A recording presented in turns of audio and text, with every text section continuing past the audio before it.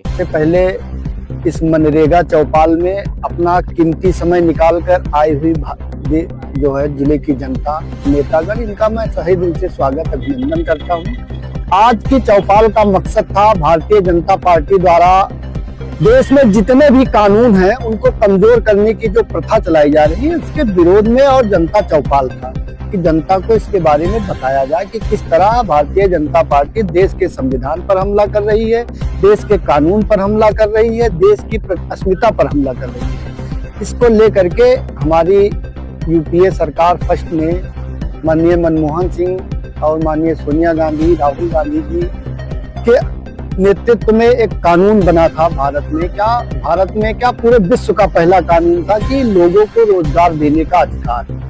पूरे विश्व में भारत ही एकलौता राज्य है जहां देश की जनता को काम मांगने का पूरा अधिकार है। क्या नुकसान होगा इससे? देखिए, इस योजना को लगातार भारतीय जनता पार्टी जब से सत्ता में आई बराबर इसको कमजोर करने का प्रयास करती रही। जनता को बजट नहीं देती थी सरकार, तमाम तरीके से इसको धीरे धीरे इस्तेमाल। इससे पहले क्या था, जब हम लोग थे सत्ता में तो प्रदेश के जितने भी कर्मचारी वर्ग थे, जितने भी जो देश के गांव विकासों में लगे रहते थे, चाहे वो पीडब्ल्यूडी हो, चाहे सिंचाई विभाग हो, चाहे इरिगेशन हो, चाहे वन विभाग हो, कोई ऐसा विभाग नहीं था जहां मनरेगा का पैसा नहीं जाता था।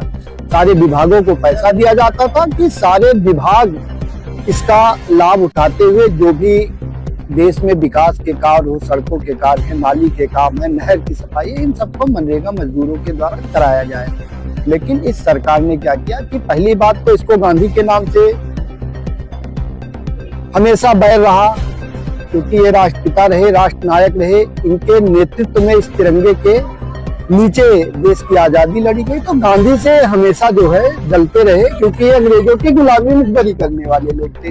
तो इनको इनका नाम नहीं हजम हुआ, उन्होंने इनका नाम बदल दिया जी राम जी, क्योंकि बदलने में नाम माहिर है, ये आप लोग भी जानते हैं, एक स्तंभ है। और जिस तरह से इसमें बजट की कटौती की गई, अधिनियमों की कटौती की गई कि 60% केंद्र सरकार देगी, 40% राज्य सरकार देगी, जब तक राज्य नहीं देगी भुगतान नहीं होगा। ग्राम प्रधानों को हाशिए पे ला दिया गया कि वो काम अपने अनुरूप नहीं करा सकते हैं कि ये सड़क पटनी है तो वो ये सड़क पटाएंगे, सरकार जो चाहेगी वो पटाएगी, प्रधान का उसमें कोई हस्तक्षेप नहीं होगा। और जानिए, मनरेगा में तमाम ऐसे फैक्टर्स थे जो किसान, जो गरीब मजदूर होता था वो अपने यहाँ खेती करता था, उसमें काम करता था, उसकी मजदूरी मिलती थी। सब्जी को अगर वो तोड़कर ठेले से मंडी ले जाता था तब भी महात्मा गांधी रोजगार गारंटी योजना